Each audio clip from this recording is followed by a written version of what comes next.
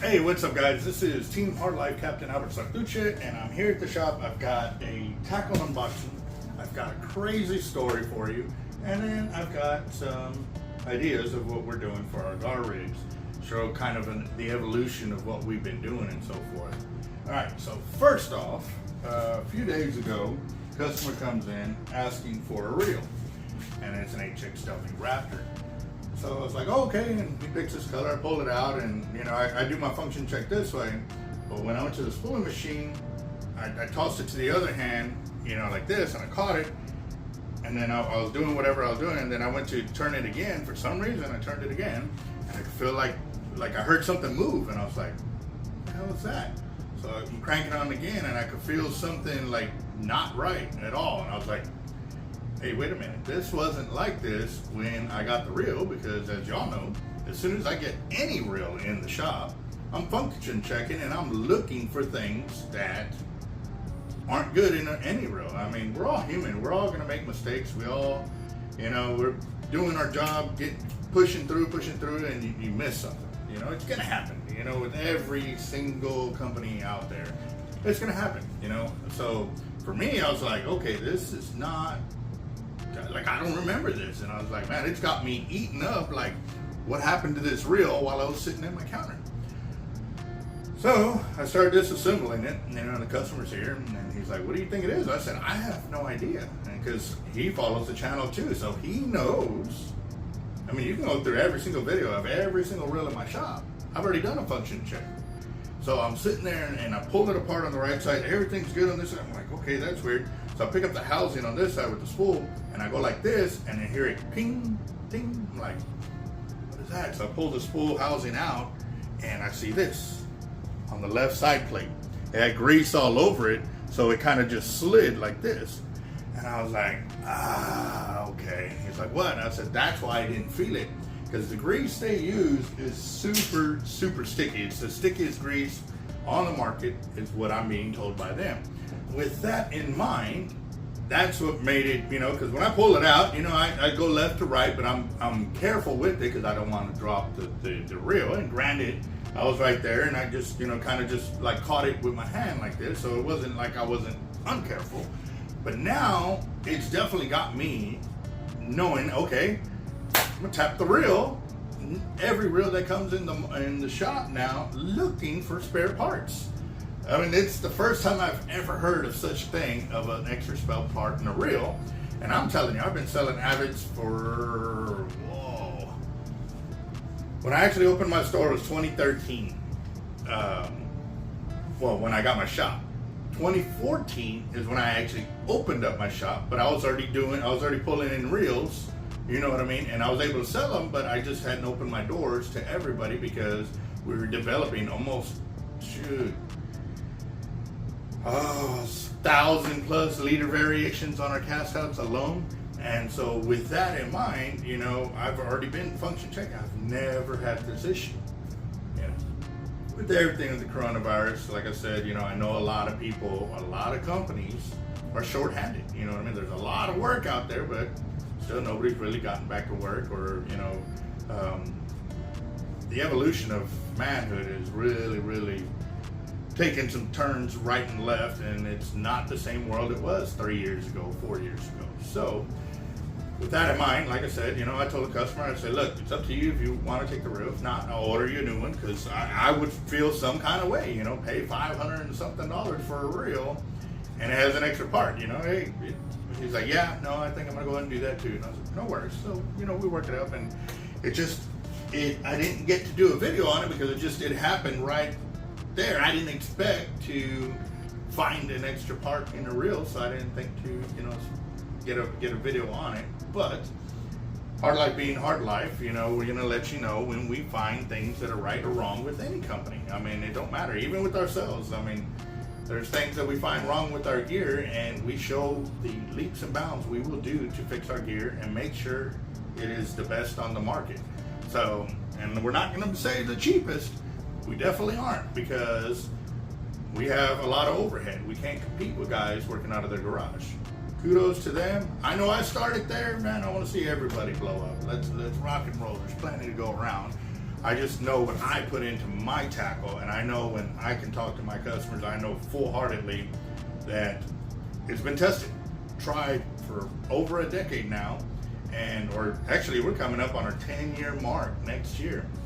Wow, that is amazing. So that's gonna be something else. Do I go with the year that I started my shop, or do I go with the year that I actually opened my doors? That's gonna be a good one. That's gonna be a good topic. All right, I want y'all to weigh in y'all's thoughts on that. When I actually got my shop and I started making the tackle in a brick and mortar, or the day I actually opened my doors to my customers. So this is gonna be pretty awesome. Gotta bite. I think I got a lot of stress on my mind. It's a nice day to go. Yeah, I gotta line. I'ma call the whole team. All right, guys. So now that I've covered that, I'm gonna cover with our tackle unboxing over here. It's a pretty heavy box.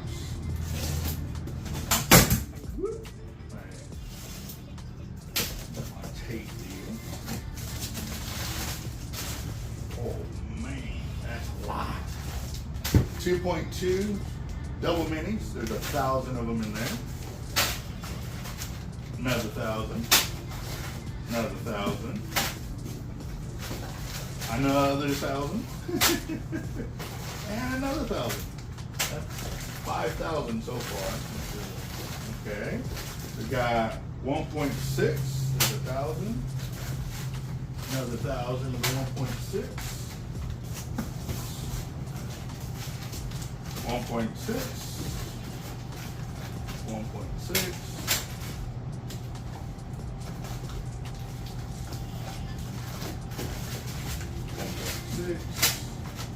5,000 of those. Wow. All right, we got 1.0s, and there's 1,000 per bag on these. I got 1, 2,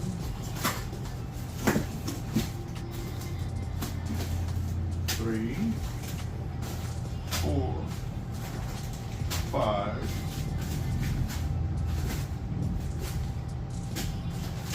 6, 7, 8. We got 8,000 of the 1.0. That's just awesome. It's good because, like I said, we eat through so many sleeves. You know, it's been a little bit since we ordered, but we are getting it done. And actually, I'm going to backtrack a little bit because I skipped the size to 1.3.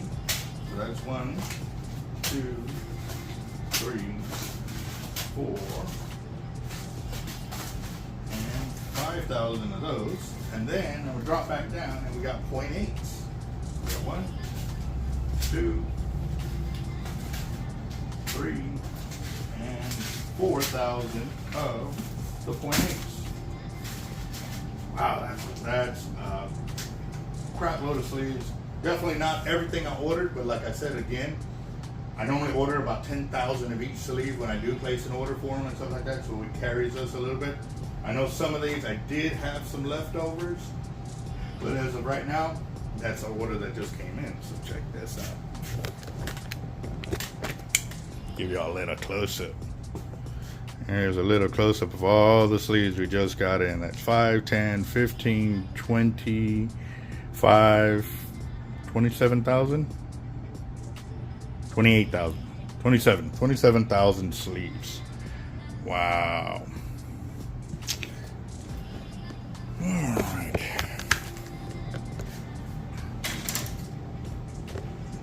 Alright, so on that note, I'm going to clear the space over here because I knew I was going to do an unboxing video. I just didn't know, or it hit me after I started the unboxing video that I was going to be doing, showing the evolution of my leaders and stuff. And this is something that me and Capt.Eric, we were going to do a video yesterday, but we got sidetracked with a bunch of other deals that we had to do. So because of that, really didn't get to get truly involved into it and stuff like that. So let me set these up real quick and go from there.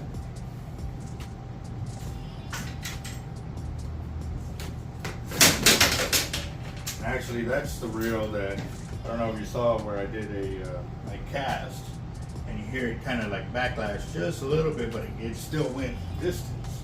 And because of that, I need to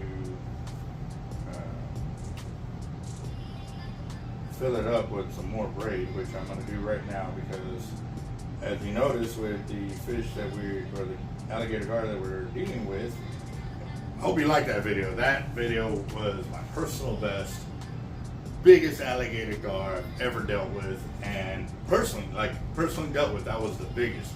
I've dealt with up to 6 footers with other guys that have caught them and stuff, and it was pretty awesome. So, and, you know, big shout out to Capt.Eric Hernandez, Team Locos, for hooking us up, and we're definitely gonna make sure to give him a shout out, subscribe to his channel, and we're definitely gonna put it out there. So.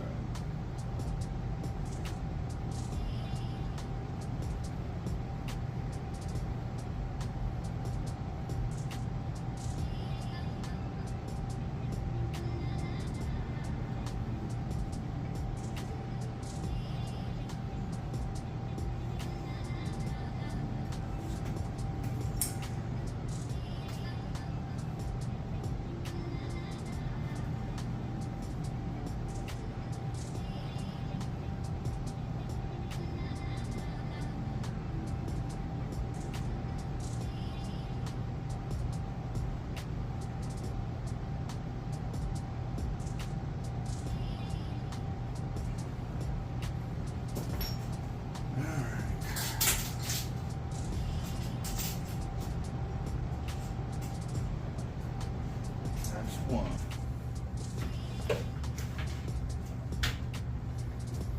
Let me go ahead and get underneath so y'all can see what's going on here.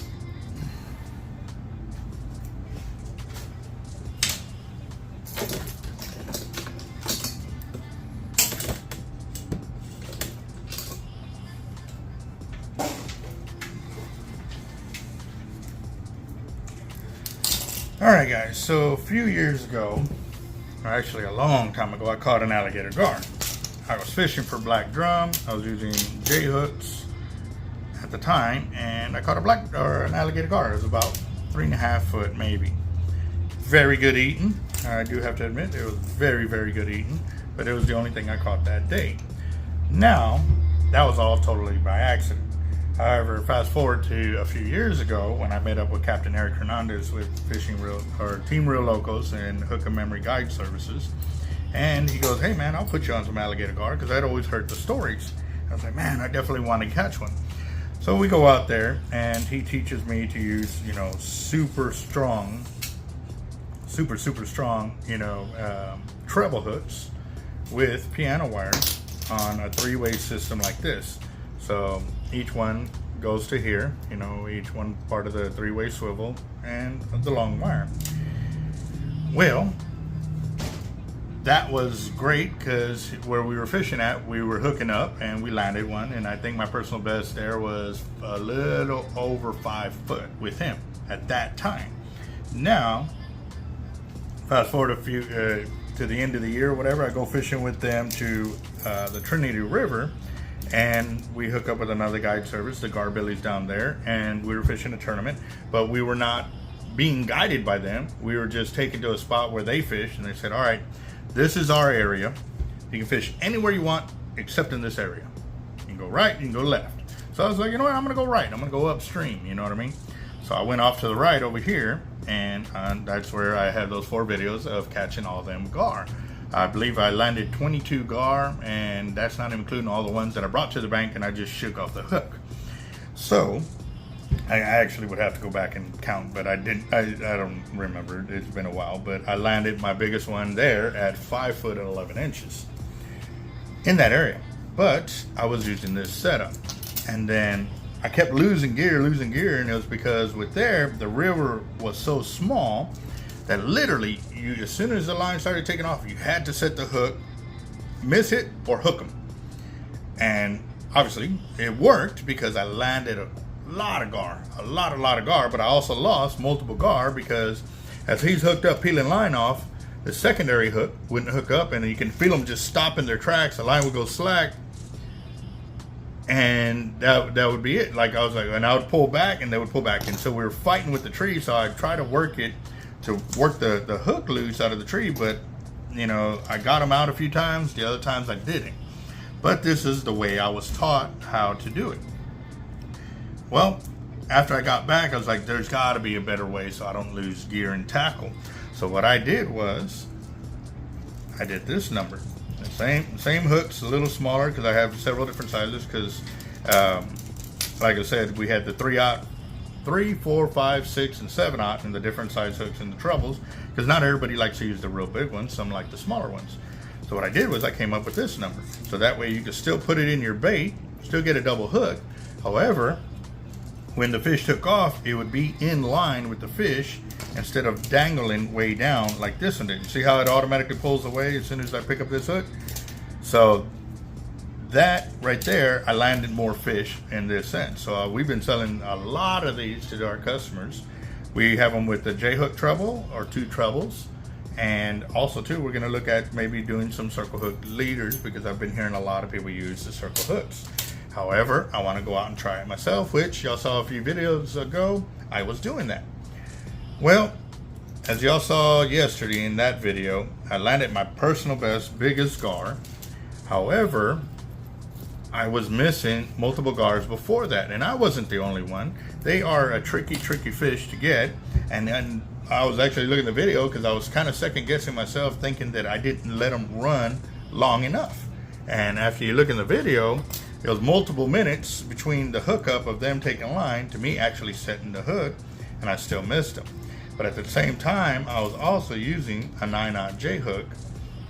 And yes, I've seen, you know, the other guys use 1/0 and stuff like that, but I'm also showing how many times I've missed fish and everything else in that respect because this is real fishing, guys. I'm going to show you our ups and our downs, whether we pass a flying club or we fall on our face.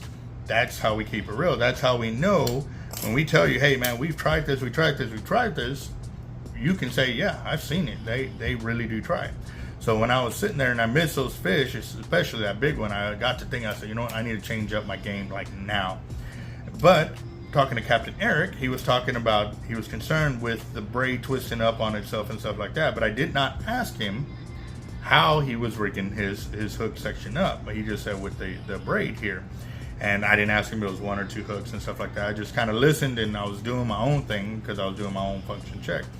So with that in mind, I tied on a swivel and I did it in this deal. However, the problem with this was when I brought it up to my hookups to do that, as you can tell, the hook came away from there. So again, this is like the first setup, so I don't recommend doing that. And I realized it. Yes, it created the stinger that I wanted to when it's perfectly in line. However, when I brought it back up, this was all tangled in there. So even if the gar hooked up, I more than likely would have missed it. And I did miss them because y'all saw the amount of times. This was on the purple reel that got multiple runs, but they did not hook up. And it was because it kept slipping out of their mouth. So this was a no-go. Y'all can hear the thunder, and I know y'all heard it in the video, man. We had a lot of thunder around us and stuff. So when I was doing that, I was like, you know what? Maybe I need to stop the hook and, you know, just put it a short distance away. So I did. And this is what I ended up coming up with. And this was the second variation from, actually, this is 1, 2, 3, 4, 5, 6. Yes, that's 7 variations from when I first started going with the straight braid.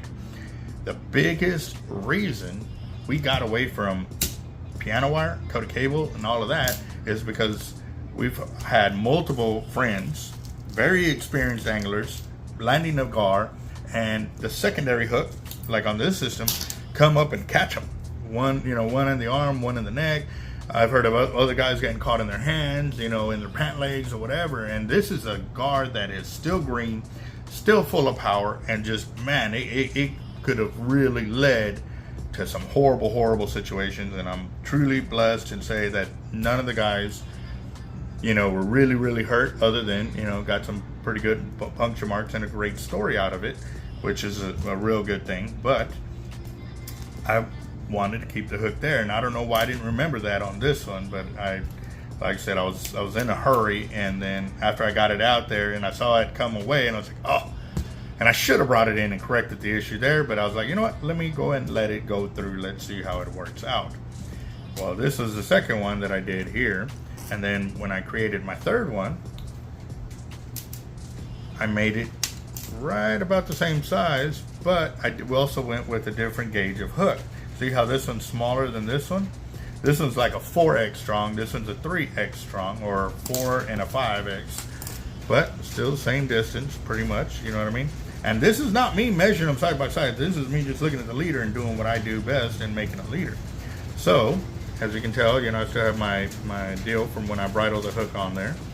And this was actually, this variation right here was a variation of leader that I was able to nail that 6'7" alligator gar. And it was perfect because this was just inside the jaw. This one was outside the jaw, hooked on the underside of the jaw line on where the tongue would be. So I ended up bringing it in. You know, I literally caught it with the stinger hook over here. However, for us, it wasn't about killing the animal. It was about getting it back safely, bringing it in safely, quickly, efficiently. And you can see the fight time on there. It wasn't a very long fight, even though I let it run and run and run. I went 4 runs. What I mean is, when they picked it up the first time, he ran with it and then he slowed down. And then when he picked it up the second time, ran with it and slowed down. And then the third, where I had been originally setting the hook, actually, you know what? I'm gonna give him one more. So he ran with it 3 times. And when he slowed down and started picking up on the 4th, if you actually look at the video, what I do is I engage the drag and it's loose, and then you see the rod start to bow. Once I feel the backbone of the rod engage, that's when I set the hook and I was able to hook up my gar and land it. So this is kind of the variation there. Also, by going away from the cable and the piano wire, if you were to get hooked up with this deal, it's great. So you can take a knife and cut it real quick without, I mean, because that was one of the things too, you know, the guys were talking about, oh, we couldn't find it. Like, when you get into a panic mode like that, or in a dire situation, sometimes you're not thinking clearly. Well, with this situation right here, we are able to land our fish, and or if we get hooked or whatever, we can cut the line. This is also a great thing too. So if by chance one of these hooks does get too deep, and this is something I was talking with Capt.Eric Hernandez about too, and he's seen it himself, where alligator gars were actually pooping out treble hooks. And I've seen it. He's got pictures of it. Like, you can see the leader coming out of the butt like that. And what he did was he clipped it there, so that way, if there was another hook, it wouldn't keep getting hooked on the way out. It would just naturally pass them through. So that was pretty impressive. I was really impressed at that. But also too, these are non-stainless steel hooks. How you doing, boss? All right, sir. Hey, you be safe out there, man. Yes, sir, I know. I get drenched once. Right. Later, boss. So with that being said, that's why I'm really liking this idea. And then two, as you can tell, this portion was in the gar's mouth, and that's all it did to it. However, this is 200-pound test, and I've braided it back in on itself right here. So it's technically 400-pound test. So that's what I used right there. And that's my quick little rundown of how I improved my leaders and how I changed it. Now, granted, I have not exposed y'all to how I'm hooking my hooks to where my weight situation is at. And the reason I haven't done that is because I haven't really perfected it the way I want it to be. And that's because I've got several variations. Again, me testing and testing and testing what I really like, what I don't like about that situation. And yeah, and just to give you an idea, that was part of one of the variables in there, and you can see how the wire's kind of bent. But this was not what I was hooking my weight to. Obviously, there's nowhere to hook it, but this is part of it. So just stay tuned for that. What did I do with that? Let's see if y'all can think of that. All right, guys, y'all have a good one. I'm gonna go ahead and get back to work. I got a lot of editing to do, and we'll keep it rocking and rolling.